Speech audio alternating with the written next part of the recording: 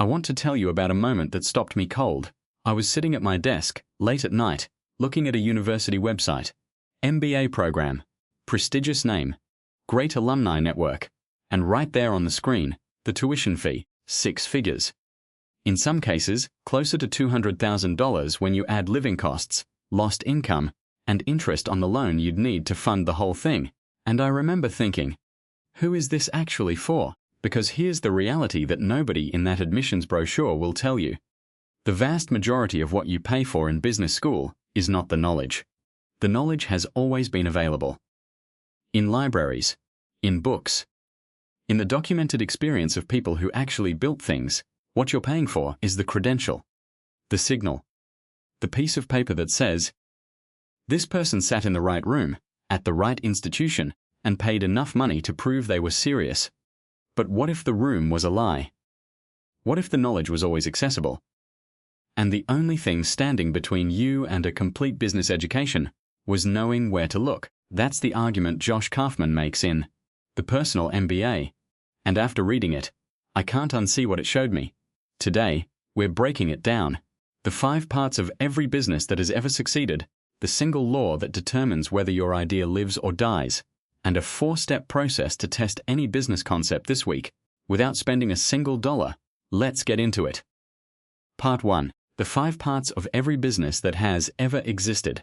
The framework that changes everything here is the core claim of Kaufman's book, stated as plainly as possible. Every business that has ever existed, from Apple to Amazon to the corner bakery down your street, is built from exactly 5 components. 5, not 50. Not 500. 5. And if you understand these 5 things deeply, you understand business. Full stop. Most people spend years, and in the MBA case, hundreds of thousands of dollars, circling around this truth without anyone stating it this clearly. So let's state it clearly. Component 1. Value creation. This is where everything begins, and it is also where most people immediately get it wrong. Value creation is not about your product. It is not about your service. It is not about your idea. It is about what another human being actually wants, and whether what you're building genuinely delivers that. Let's use a coffee shop as our example, because almost everyone has experienced one. On the surface, a coffee shop creates value by making coffee. But that is almost never why people actually come.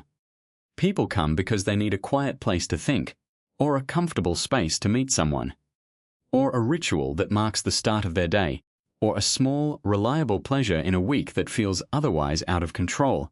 The coffee is the mechanism. The real value is the feeling. This distinction is not semantic. It is the difference between a business that survives and one that doesn't. Because the moment you understand what people actually want, beneath the surface, beneath the obvious, you can deliver something that creates real loyalty, not just repeat transactions.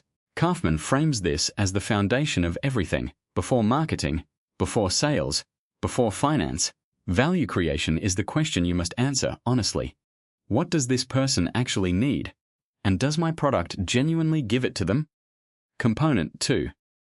Marketing. You can have the most genuinely valuable product in the world. If the right people don't know it exists, none of that value matters. Marketing is not manipulation. It is not advertising. It is not a social media strategy. In its purest definition, marketing is communication between value and the people who need it. It is how you make what you have visible to the people for whom it is actually relevant. For our coffee shop, that's the sign on the street, yes. But it's also the consistency of the experience, so that people who've been once know exactly what they're returning to. It's the aesthetic of the space, which communicates something about the kind of customer the shop is designed for. It's the way a barista remembers a regular's order, which communicates care in a way that no advertisement ever could. The most effective marketing doesn't feel like marketing at all. It feels like relevance. It feels like something that was made specifically for you. And in financial terms, this is how you lower your customer acquisition cost. Every business spends money finding customers. The businesses that survive long-term are the ones that build marketing systems so aligned with their audience that the right people find them. Component 3. Sales. Someone walks through the door. They know about you. They're curious. They're considering Sales is the bridge between interest and commitment. And here is what most business advice gets wrong about it. Sales is not about pressure. It is not about persuasion tactics or closing techniques lifted from a 1980s book about wolf packs. It is about understanding what someone specifically needs and helping them see whether what you have genuinely serves that need. That barista who recommends a cold brew to the customer who says they find regular espresso too sharp, that's sales. That's listening, diagnosing, and offering a relevant solution. No pressure, no manipulation. Just attentiveness and honest guidance. But Kaufman is also honest about something that most business content softens. Sales is the hardest of the 5 components to master. It requires confidence without arrogance, persistence without desperation, empathy without losing track of the outcome. These are mature, developed human capacities, and they take real time and real experience to build. Component 4. Value delivery. You made the promise. Now you have to keep it. Value delivery is everything that happens after someone commits to buying, the actual experience of receiving what was advertised. And in many ways, this is where businesses quietly fail. Not in the vision, not in the marketing, in the execution of the basic thing they said they would do. For a coffee shop, the latte that arrives at the right temperature, in a clean cup, within a reasonable time, in a space that is comfortable and considered. For a software product, the tool that actually does what the website said it would do, without confusion or friction. For a consulting firm, the deliverable that arrives on time, at the standard promised, without excuses. Value delivery is not glamorous. It doesn't have the excitement of a new idea or the visibility of a good marketing campaign. But it is the engine of something no marketing budget can buy.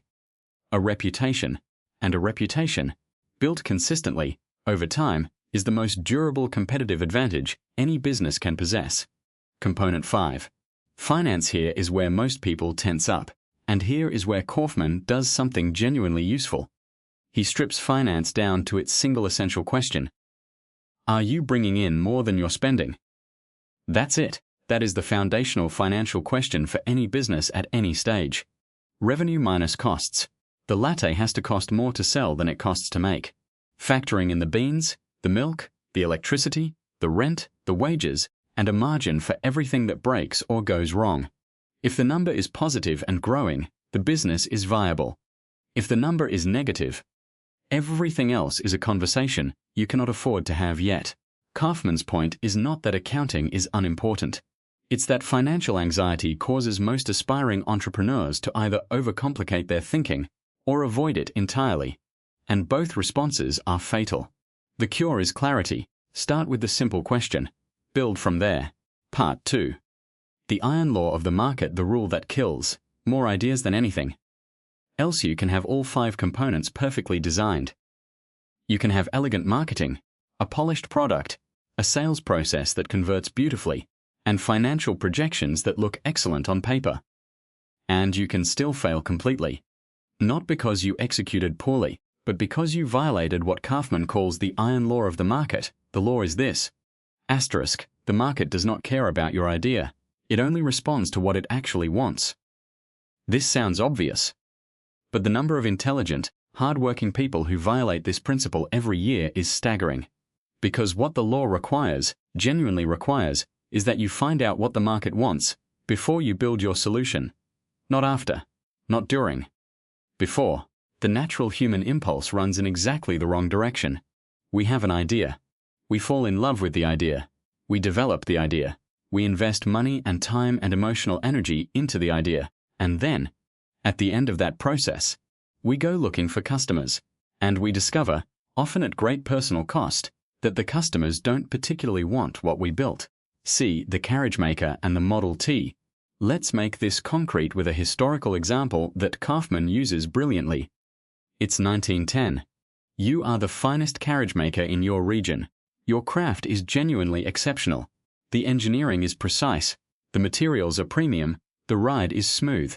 You have mastered all 5 components for your business. Your reputation is excellent. Your finances are healthy.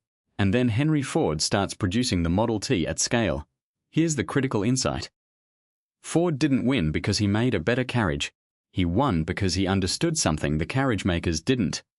The market was never really asking for a better carriage. The market was asking for faster, cheaper, more reliable transportation that didn't require feeding, housing, and cleaning up after large animals. The carriage makers heard better transportation and built better carriages. Ford heard better transportation and asked what better actually meant to the person paying for it. The iron law is not a lesson about innovation for its own sake. It is a lesson about the discipline of listening before building. The carriage maker who spent 20 years perfecting something nobody ultimately needed wasn't lazy or stupid. They were just solving the wrong problem. They were in love with their solution when they should have been in love with the market's problem. Netflix and the art of following the market on the other side of the iron law. Few examples are more instructive than Netflix. Netflix launched in 1997 by solving a specific, documented market frustration. Blockbusters' late fees. The market wanted to rent movies. The market hated being penalized for keeping them a day too long. Netflix said, fine, no late fees, flat monthly subscription. DVDs by mail. That worked. But then the market started wanting something else. It wanted instant access. It wanted to choose something at 10 p.m. on a Tuesday and watch it immediately, not wait 3 days for a disc to arrive. The market's desire had evolved. Netflix didn't cling to DVDs because DVDs were their original idea. They followed the market into streaming, and then further, into original content because they saw the market wanting things that didn't exist yet. The businesses that survive long-term are not the ones with the best original idea. They are the ones with the best listening habits, the ones that stay in continuous conversation with what their market actually wants and adjust accordingly. Not out of weakness, but out of the discipline to prioritize reality over attachment. Part 3. The minimum viable sale. Test your idea this week. Forget the business plan. Do this instead. Most business advice tells you to start with a plan. Market analysis, financial projections, brand strategy, competitive landscape, and none of that is worthless. But as a starting point, it has one fatal flaw. It tells you nothing about whether a real human being will actually pay real money for what you're proposing. The only test that actually matters is a sale, not a survey, not a focus group, not encouraging feedback from your friends and family who love you and want you to feel good. A transaction. Money exchanging hands. Kaufman calls this the minimum viable sale, and it is the most efficient tool I've encountered for turning an idea from a theory into a verdict. It has 4 steps. Let's walk through each one carefully. Step 1. The problem interview. Before you say a single word about your idea, you need to talk to 3 people in your target market, and you need to follow one non-negotiable rule. You are not allowed to mention your solution. Not even a hint. The moment you start describing what you've built, or what you're planning to build, you corrupt the data. People are kind. They will tell you what they think you want to hear, and you will walk away with false confidence about a problem that doesn't exist at the scale you imagined. Instead, ask this. I'm genuinely curious about their work, their situation, their domain. I'm trying to understand the real challenges people face with it. What does your experience actually look like? What's the hardest part? And what have you already tried to solve it? Then be quiet and listen. What you're listening for isn't confirmation that your idea is good. You're listening for heat, the frustration that keeps coming back, the problem they describe with the most energy, the thing they've tried to fix multiple times without success. That is the market telling you where genuine demand lies. Step 2. The one-sentence value proposition. Based on what you heard in those 3 conversations, construct a single sentence. Fill in this template. I help specific type of person get specific desired outcome by your specific method or solution. The discipline here is in the specificity. I help small business owners make more money is not a value proposition, it's an aspiration. I help freelance graphic designers reduce the time they spend on client invoicing from 4 hours a week to under 20 minutes is a value proposition. It names a person, a problem, a measurable outcome. This single sentence forces you to collapse vague enthusiasm into a testable claim. And a testable claim is infinitely more valuable than a beautiful vision that nobody can evaluate. Step 3. Design the transaction here is where most aspiring entrepreneurs make a critical mistake. They think they need to build something before they can sell it. You don't. Not yet. Not at this stage. You are the product. Use whatever tools already exist. A scheduling link, a PayPal invoice, a spreadsheet, your own two hands, to deliver the outcome you promised manually. The goal is not efficiency. The goal is proof. Can you deliver the outcome you described to a real person who is willing to pay for it? On pricing, charge more than feels comfortable. If you're thinking $20, charge $75. If you're thinking $100, charge $250. This is not greed, it is a diagnostic tool. If someone won't pay a meaningful amount for the outcome is not as valuable as you believed. If they pay without hesitation, you've learned something equally important. Then go back to one of the people you interviewed. Be direct. Based on what you shared with me, I've started working with people on exactly this problem. Here's what I offer: one sentence. The investment is your price. Would that be useful for you? This is the most important moment in the entire process.